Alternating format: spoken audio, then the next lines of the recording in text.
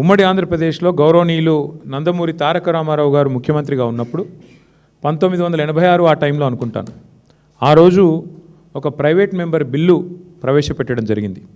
ఆనాటి Bharatiya Janata party floor లీడర్గా ఉన్న సిహెచ్ విద్యాసాగర్ రావు గారు ఒక ప్రైవేట్ మెంబర్ బిల్లు ప్రవేశపెడితే గవర్నమెంటు దాన్ని ఆహ్వానించి దాన్ని చట్టం కూడా చేసింది. అంటే ఈ రాష్ట్రంలో ప్రెసిడెంట్ ఉంది, ఉదాహరణ ఉంది, ఇదివరకు జరిగిన ఉదంతం మన కళ్ళ ముంగటనే ఉంది. అంటే గవర్నమెంట్కు సంస్కారం ఉంటే, గవర్నమెంట్కు చిత్తశుద్ధి ఉంటే, ప్రజల పట్ల ప్రేమ ఉంటే ఎవరు బిల్లు ప్రవేశపెడితే ఏమి మద్దతు ఇవ్వడానికి. అందుకే మేము రాష్ట్ర ప్రజల తరపున ప్రభుత్వాన్ని కోరుతా ఉన్నాం. మీరు సంతకం పెట్టిన ఫైలు మరి ఇప్పటివరకు దొరకట్లేదు. తప్పకుండా దాన్ని కూడా వెతుకుతాం, పట్టుకుంటాం. కానీ ఈ లోపల మీకు ఇబ్బందిగా ఉంది కాబట్టి, మీరు పెట్టలేకపోతున్నారు కాబట్టి మేము బిల్లు తయారు చేసుకొని వచ్చినాం.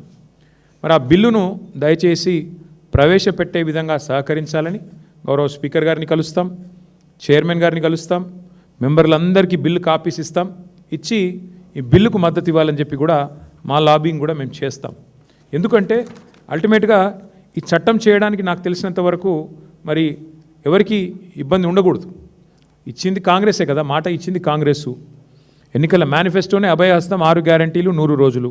కాబట్టి కాంగ్రెస్కి అభ్యంతరం ఉండడానికి అవకాశం లేదు. ప్రధాన ప్రతిపక్షం మేము, మరి అటు అధికార పక్షము ప్రధాన ప్రతిపక్షం కలిసిన తర్వాత మేమే బిల్లు పెడుతున్న తర్వాత పాస్ కాకపోయే సమస్య లేదు. అటు శాసనసభలో కానీ అటు కౌన్సిల్లో కానీ దబ్బన బీజేపీ వ్యతిరేకించినా ఏం పెద్ద ఇబ్బంది ఏమి ఉండదు, ఎందుకంటే వారికి ఇష్టం లేకపోవచ్చు. కాబట్టి మేము ఖచ్చితంగా ఈ బిల్లును ప్రవేశపెడతాము. దీనికి సహకరించాల్సిందిగా గౌరవ ప్రభుత్వాన్ని కూడా మేము కోరుతా ఉన్నాం.